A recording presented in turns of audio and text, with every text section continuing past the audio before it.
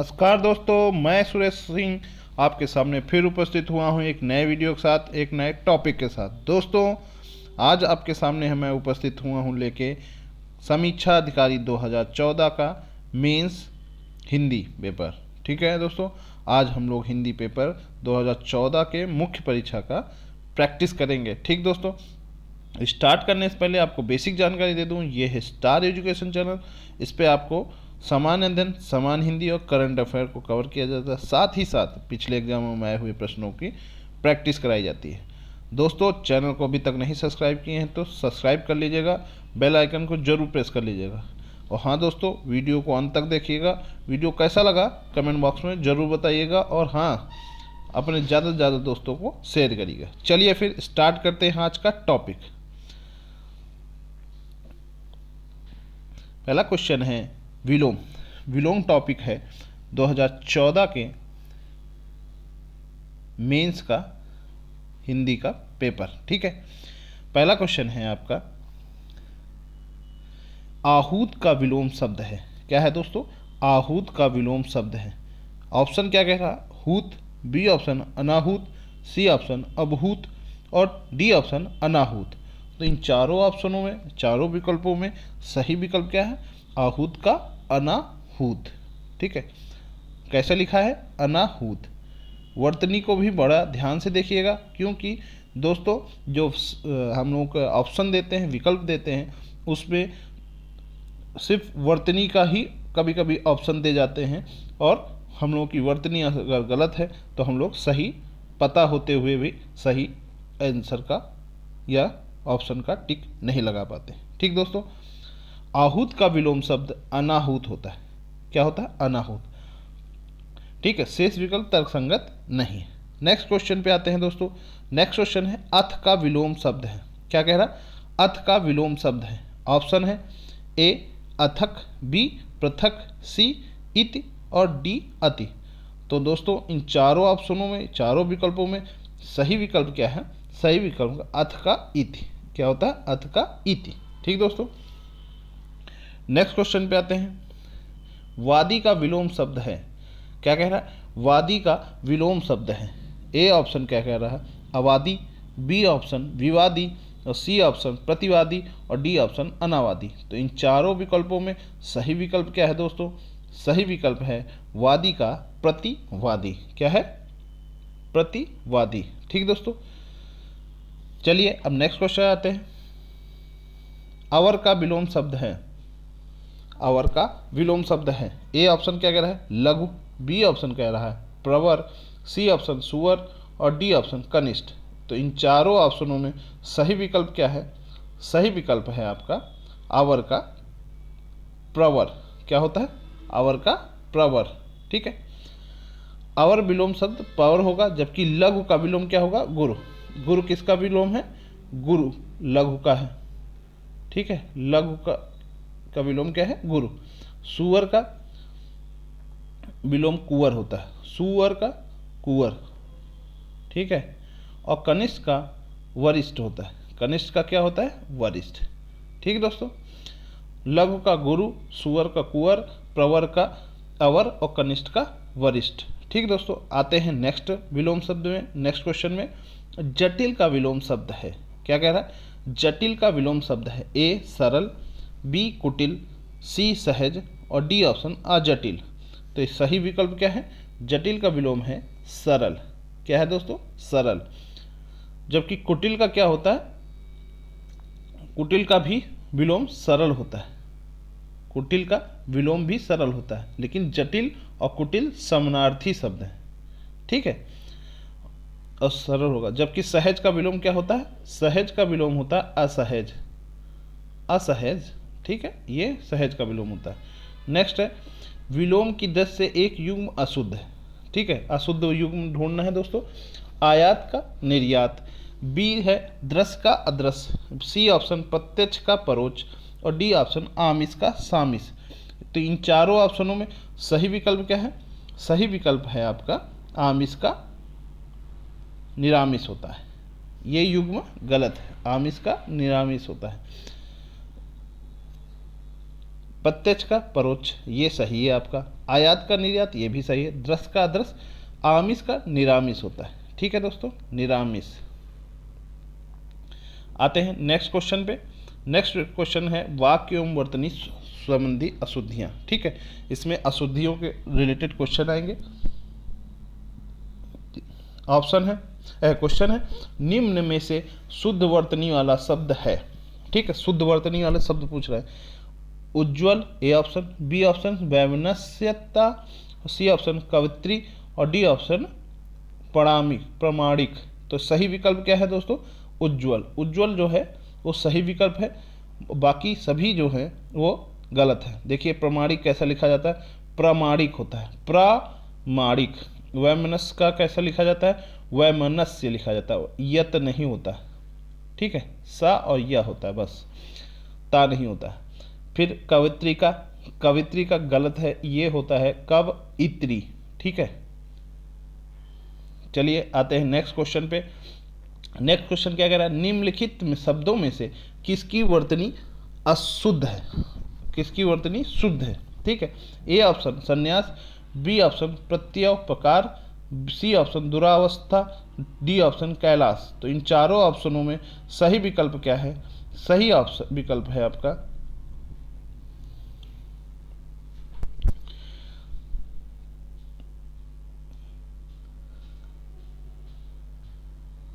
सही ऑप्शन है आपका जो इन चारों ऑप्शनों में सही ऑप्शन है संन्यास। क्या है दोस्तों? संन्यास। ठीक है, आते हैं इसका शुद्ध और अशुद्ध शब्द।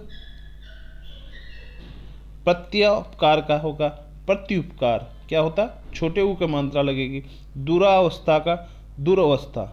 ठीक है, रा में जो बड़ा मंत्र लगा है ये गड़बड़ है। ठीक है, कैलाश का कैलाश, सा ये वाला सा यूज होगा, ये वाला सा नहीं होगा। ठीक है, नेक्स्ट क्वेश्चन पे आते हैं। निम्न में से अशुद्ध वर्तनी वाला शब्द है। क्या पूछ रहा है? निम्न में से अशुद्ध वर्तनी वाला शुद्ध शब्द है। उद्घोष, एकता, तत्कालिक या उपरोक्त। तो इन चारों विकल्पों में सही विकल्प क्या है दोस्तों? सही विकल्प है उपरोक्त। उपरोक्त नहीं होता है, उपर्युक्त होता है। क्या होता है? उपर्युक्त। ठीक है, इसकी शुद्ध नहीं, उपर्युक्त होता है। शेष विकल्प वर्तनी की दृष्टि से शुद्ध है। ठीक है, आते हैं नेक्स्ट क्वेश्चन पे। निम्नलिखित वाक्यों में से एक वाक्य अशुद्ध है। क्या है? निम्नलिखित वाक्यों में से एक वाक्य अशुद्ध है। ए है काशी सदैव से भारतीय संस्कृति का केंद्र रहा है। बी ऑप्शन गांधी जी का चरखा चलाना स्वदेशी का प्रतीक था। सी ऑप्शन वन जीवन के कष्टों का भय भी सीता को राम के अनुगमन से रोक नहीं सका। ठीक है, डी ऑप्शन है अपनी कुशल रणनीति से शिवाजी ने विपक्षियों के छक्के छुड़ा दिए। तो इन चारों विकल्पों में दोस्तों सही विकल्प क्या है? सही विकल्प है आपका काशी जी सदैव से भारतीय संस्कृति का केंद्र रहा। काशी सदैव से भारतीय संस्कृति का केंद्र रहा, ये अशुद्ध है। ठीक है, गांधी जी का चरखा चलाना स्वदेशी का प्रतीक है। ठीक है, वन जीवन के कष्टों का भय भी सीता को राम के अनुगमन से रोक नहीं सका। तो दोस्तों काशी सदैव से भारतीय संस्कृति का केंद्र रहा है, ये अशुद्ध वाक्य है, क्योंकि इस वाक्य काशी शब्द करता है जो सदैव स्त्रीलिंग में प्रयुक्त होता है। रहा है के स्थान पर रही है। काशी सदैव से भारतीय संस्कृति का केंद्र रही है। ठीक है, नेक्स्ट है निम्नलिखित में वाक्यों में से अशुद्ध वाक्य है। शुद्ध वाक्य है। ए ऑप्शन वे सब प्रकार के दोषों से विहीन है। बी ऑप्शन है वे सब दोषों से हीन है। सी ऑप्शन वे सब प्रकार के दोषों से मुक्त हैं। और डी ऑप्शन वे सभी ही दोषों से मुक्त हैं। तो इसका सही विकल्प क्या है दोस्तों? वे सब प्रकार के दोषों से मुक्त हैं। ठीक है, वे सब प्रकार के दोषों से विहीन है, गलत है। वे सब दोषों से हीन है, हीन ये भी गलत है। मुक्त होगा, विहीन की जगह मुक्त होगा। ठीक है, और वे सभी ही दोस्तों से मुक्त हैं, तो ये भी गलत है। सभी दोस्तों नहीं, सभी प्रकार के दोस्तों। नेक्स्ट है वे सब प्रकार के दोषों से मुक्त हैं, ये वाक्य शुद्ध है। जबकि वे सब प्रकार के दोषों से विहीन है, वे सब दोषों से हीन है। वाक्य क्रमशः विहीन और हीन शब्द का प्रयोग अनुपयुक्त है। इसी प्रकार वे सभी दोषों से मुक्त हैं, सभी ही शब्द प्रयोग अनुपयुक्त है, जबकि सब ही होता है। स्पष्ट है कि ही का प्रयोग अतिरिक्त है, अतः वाक्य त्रुटिपूर्ण है। नेक्स्ट क्वेश्चन पे आते हैं। निम्नलिखित वाक्यों में से एक वाक्य शुद्ध है, क्या है? पृथ्वीराज चौहान ने यदि राजनीतिक चातुर्य का परिचय दिया होता तो आज भारत का इतिहास कुछ और ही होता है। बी ऑप्शन, गिलास ऊपर तक दूध से ठसाठस भरा हुआ है। तो दोस्तों ये तो गलत है।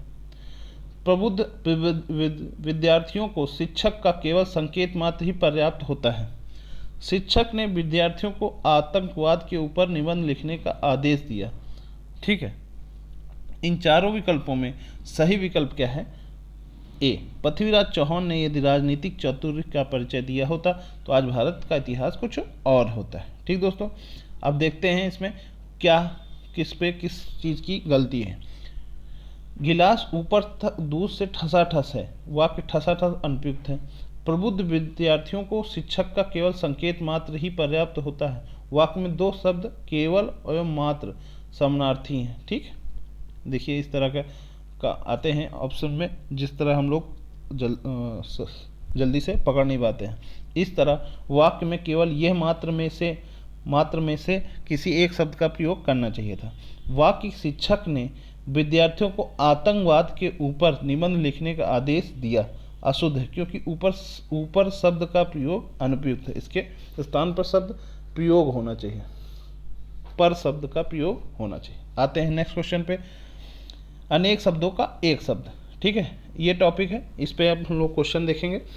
जिसे जानने की इच्छा हो के लिए एक शब्द है। ऑप्शन है ज्ञानार्थी, बी ऑप्शन है जिज्ञासु, सी ऑप्शन जिज्ञासु और डी ऑप्शन है जिजीविषा। तो इन चारों ऑप्शनों में दोस्तों सही ऑप्शन है जिसे जानने की इच्छा हो उसे क्या कहते हैं? जिज्ञासु। ठीक है, अधिकतर पर्सन लोग देखते होंगे जो हर चीज़ को जानना चाहते हैं। ठीक है, और कई क्वेश्चन करते रहते हैं अक्सर। जिसे जानने की इच्छा हो के लिए एक शब्द जिज्ञासु होगा, जबकि किसी पर विजय पाने की इच्छा रखने वाला जिज्ञासु होता है। किसी पर विजय पाने की इच्छा रखने वाला जिज्ञासु। ठीक है, तथा अधिक समय तक जीते रहने की इच्छुक जिजीविषा। अधिक समय तक जीते रहना यानी जीने की रखने की इच्छा जिजीविषा। ठीक है, आते हैं नेक्स्ट क्वेश्चन पे। जो कठिनाइयों से समझने योग्य है, जो कठिनाइयों से समझने योग्य है के लिए एक शब्द है। ए अगम, बी क्लिष्ट, सी दुर्बोध और डी ऑप्शन दुर्गम। तो इन चारों ऑप्शनों में सही विकल्प क्या है दोस्तों? सही विकल्प है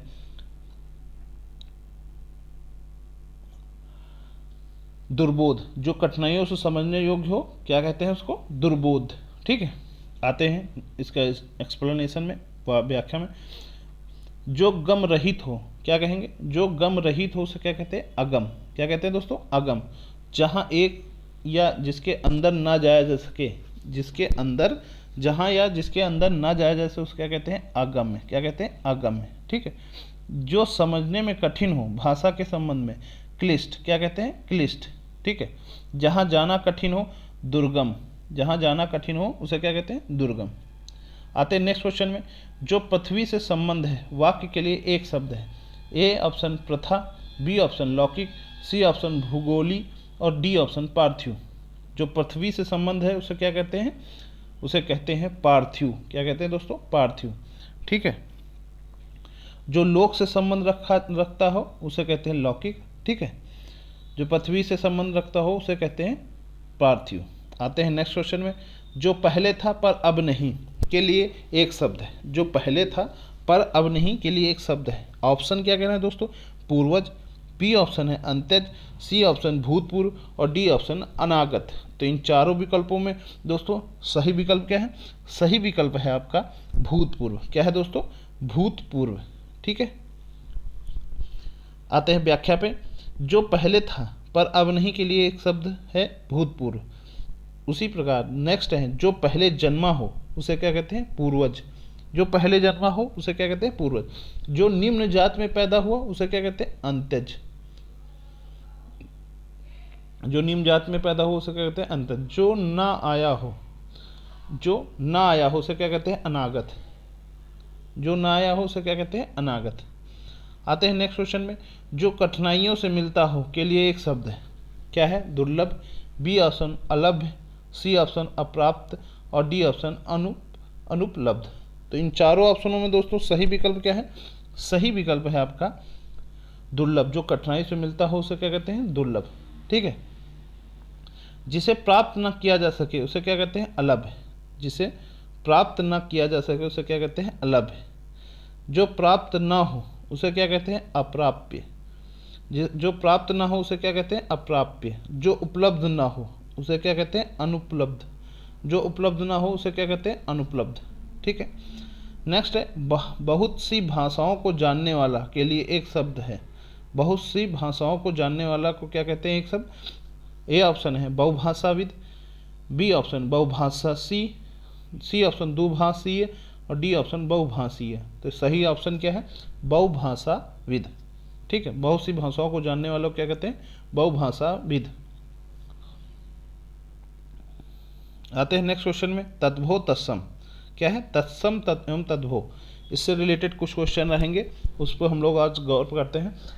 ढीठ का तत्सम रूप है धूर्त, बी ऑप्शन धृष्ट, सी ऑप्शन उदंड और डी ऑप्शन धृषित। तो इन चारों ऑप्शनों में दोस्तों सही विकल्प क्या है? सही विकल्प है आपका धृष्ट। ढीठ का क्या होता है? धृष्ट। ठीक है। धृष्ट आपका सही ऑप्शन है। नेक्स्ट है, निम्न शब्दों में से कौन सा शब्द तत्सम नहीं है? तत्सम नहीं बोल रहा है।